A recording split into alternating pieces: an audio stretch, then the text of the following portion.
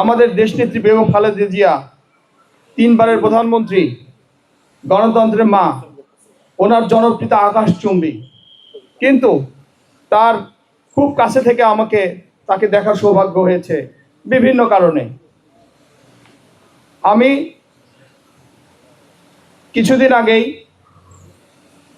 দুইটি টেলিভিশনে সাক্ষাৎকার দিয়েছি, আপনারা অনলাইনেও দেখতে পারেন। আমি সেই স্মৃতিচারণটাই করব এখানে পরিপূর্ণভাবে আপনাদের সামনে।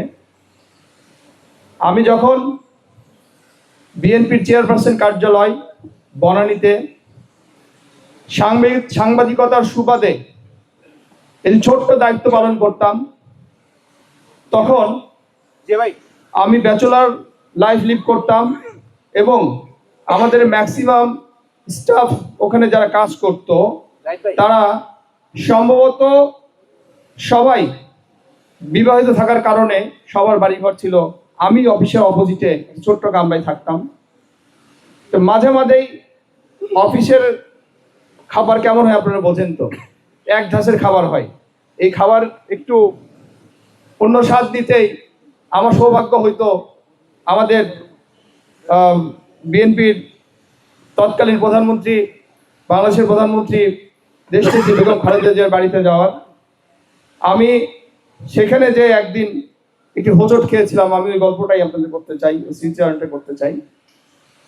সেটা হচ্ছে, একটি মা মাছ যখন পানিতে ঘোরাফেরা করে আপনারা দেখবেন, ঠিক ওই সময় মা মাছের চতুর সাইড দিয়ে কিন্তু আপনার আমাদের দেশনেত্রী বেগম খালেদা জিয়া যখন রাত্রি ডিনার করতেন, ওনাদের একটি বড় টেবিল ছিল, সেটা কিন্তু পরিপাটি সাজানোই থাকতো, টেবিলটা তেমন ব্যবহার হতো না।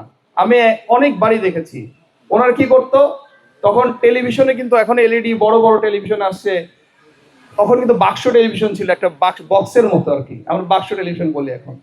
ওই টেলিভিশন সামনে একটা রঙিন টেলিভিশন, দেখেন প্রধানমন্ত্রী, তার কিন্তু বড় টেলিভিশন দেখার কথা, এলইডি সে কি হাই হচ্ছে, কিন্তু না, উনি ছোট্ট রঙিন টেলিভিশন দেখতেন, ছোট্ট একটা বক্স টেলিভিশন ছিল।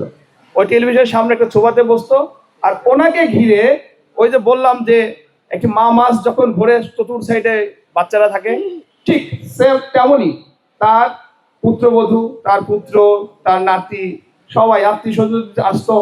আমারও সৌভাগ্য হয়েছিল তার পাশে বসার, একটা কুশনের উপর বসে আমি খাচ্ছিলাম। তো ওনার যে একটা করলা ভাজি হতো, এই করলা ভাজিটা ওনার জন্য হতো আমি জানতাম না, আমার চয়েস ছিল করলা ভাজিটা পছন্দ হতো। আমি কি খুশি, করলা ভাজি করে ঠাস ঠাস করে সব নিয়ে ফেলছি।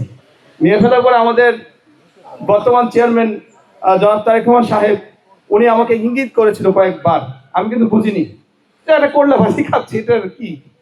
খেয়ে ফেলার পরে আমাকে বলা হয়েছিল যে ওটা আমার জন্য। যাই হোক, আমার আরো স্মৃতি আছে। সর্বশেষ যখন দেশনেত্রী বেগম খালেদা জিয়াকে ওনার বাসায় ঢুকানো হয়, তখন একটি হুইল চেয়ার ছিল, আপনারা জানেন।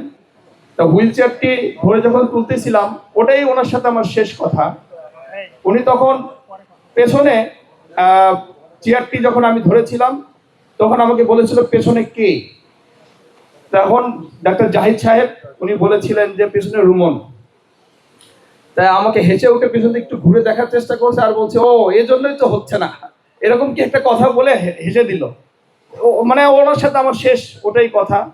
এবং হসপিটালে যখন লাস্ট যেবার নিয়ে যাওয়া হলো, ওইবারও সাথে সাথে গেলাম, সালাম দিছি রুমের মধ্যে ঢুকে। এটাই আমার শেষ তার সাথে আমার দেখা।